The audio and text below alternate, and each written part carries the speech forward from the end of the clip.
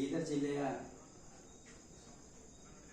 ಮುನಬ ತಾಲೂಕಿನ ಸರ್ಕಾರಿ ಪ್ರೌಢಶಾಲೆ ಹಳಿಕೆಳಿಕೆ ಇಡೀ ಬೀದರ್ ಜಿಲ್ಲೆಯಲ್ಲಿ ಒಂದು ಅತ್ಯುತ್ತಮವಾದ ಮಾದರಿ ಶಾಲೆಯಾಗಿ ಮಾರ್ಪಡಿಸಿರುವಂತಹ ಸಂಗಮ ಬೊಮ್ಮನಿಯವರು ಪರಿಸರ ಸಂರಕ್ಷಣೆ ವಿದ್ಯಾರ್ಥಿಗಳಲ್ಲಿ ಒಳಮೂಡಿಸಲಿಕ್ಕೆ ನಿರಂತರವಾಗಿ ಶ್ರಮಿಸ್ತಾ ಇದ್ದಾರೆ. ಅವರು ಬಂದ ಮೇಲೆ ಶಾಲೆಯಲ್ಲಿ ಮಿನಿ ಉದ್ಯಾನವನ, ಮಕ್ಕಳಲ್ಲಿ ಈ ಔಷಧ ಸಸ್ಯಗಳ ಬಗ್ಗೆ ಜಾಗೃತಿ ಮೂಡಿಸಲಿಕ್ಕೆ ಶಾಲಾ ವರ್ಣದಲ್ಲಿ ಸಸಿಗಳು ಕೂಡ ನಡೆಸಿದ್ದಾರೆ. ತುಳಸಿ, ಅಮೃತ ಬಳ್ಳಿ ಸೇರಿದಂತೆ ಜೊತೆಗೆ ಪ್ರಾಣಿ ಪಕ್ಷಿಗಳು, ಗುಬ್ಬಚ್ಚಿಗಳು ಮತ್ತು ಪಕ್ಷಿಗಳು ಆಕರ್ಷಿಸಲಿಕ್ಕೆ ಕುಡಿಯುವ ನೀರಿನ ವ್ಯವಸ್ಥೆ ಕೂಡ ಮಾಡಿಸಿದ್ದಾರೆ.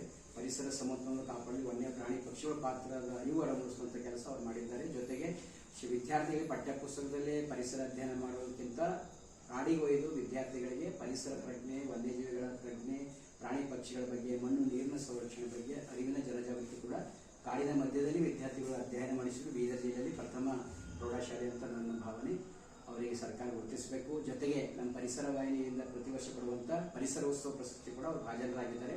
ಇನ್ನೂ ಅವರ ಸೇವೆ ಶಿಕ್ಷಣದ ಜೊತೆಗೆ ವೈಜ್ಞಾನಿಕ ಮನೋಭಾವನೆ, ಪರಿಸರ ಪ್ರಜ್ಞೆ ಒಂದು ಕೆಲಸ ಮಾಡ್ತಾ ಇರೋದು ಪ್ರಶಂಸನೀಯ. ಅವರಿಗೆ ಸರ್ಕಾರ ಗುರುತಿಸಬೇಕು.